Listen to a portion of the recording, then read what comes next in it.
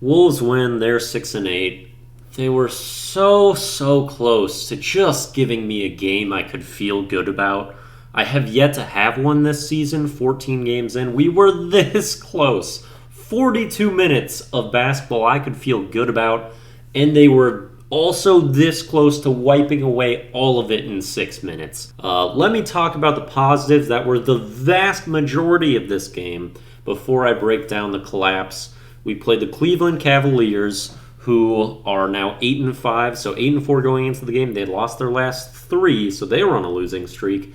They also had no Donovan Mitchell, no Jared Allen, no Dean Wade, but they play a very good game. They're a great team. They have good chemistry, so I knew this was still going to be a battle, which really it wasn't until the very end. They're also a team that's very similar in construction as far as where the talent allocation of their players are. Like, we both have 4 all-star potential players, 2 guards, 2 bigs. And so with what they were missing tonight, it's kind of the equivalent of the Wolves being out Ant, Gobert, and Taurean Prince. So they were missing a lot, but they were at home tonight.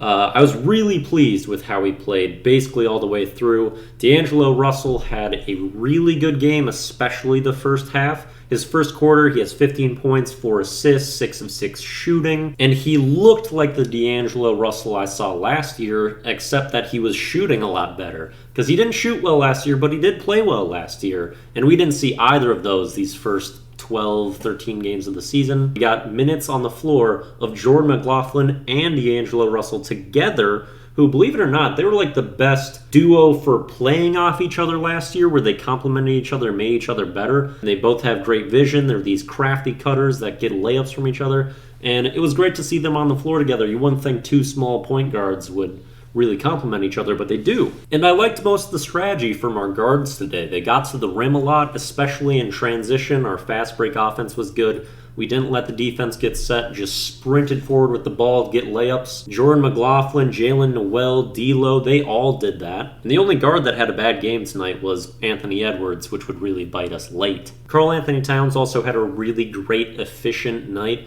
You got to see him being guarded by big centers like Robin Lopez that he can just abuse because he's really fast and can get open on those drives, get easy layups. We saw that a ton last year, but with him not getting that matchup as much with Gobert on the court, not seeing it a lot this year. Good to see it this time. Going to the fourth with a 20-point lead, even with 6:25 left in the game, we still have an 18-point lead. I write down in my notes, alright, Cat just picked up a really stupid 4th foul. He was also playing so deep in his drop in these Garland pick and rolls. Garland's getting wide open threes. Cavs shoot 50% from 3 this game, which is nothing out of the ordinary for the Wolves. I've been saying, if you are a struggling jump shooter, you are passing responsibility at you that you play the Timberwolves.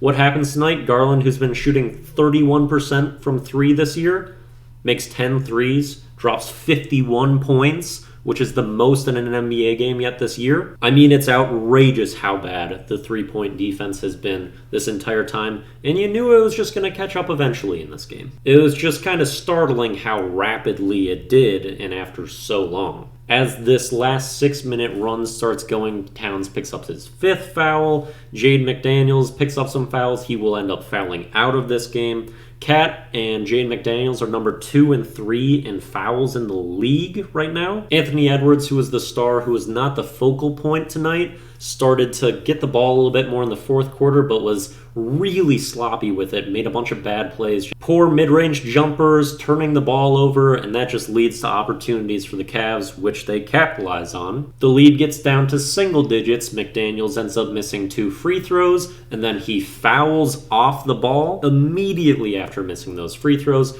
Garland ends up scoring to get us to a 6-point game with 3 minutes left. Jaden McDaniels then fouls up and gets teed up, so that's 3 more free throws when the Cavs, I think, were down by 7 at that point. 3 more free throws to get that lead further down. We decide to run the offense through Ant, who had the worst night out of any of our stars. We've got D'Lo, who ends the game 11 for 13, and Cat, who was 11 for 16 to end the game. And we're going to Anthony Edwards, who was 5 of 13, and he actually did hit one big two in that sequence, but his decision making was extremely bad. And we had other stars that were cooking that night, and the Cavs got themselves some chances. Let's see, they were down 3 points with 50 seconds. They were down 2 points with 20 seconds. D'Lo ends up having some late bad turnovers. He also had 2 missed free throws in the fourth quarter, including one that could have put us up 4 with, I think, 6 seconds. Instead, the Cavs are down 3. They have the ball, and then they end up turning it over, which is basically ball game. But we gave so many opportunities for the Cavs to come back in that game, and we are so prone to collapse. Can't be trusted. There's still a lot of good things we can do, but you can't have a good feeling about this team right now. We've got the Magic next. One would hope that should be a really good opportunity for a win, but you just don't know with this team anymore.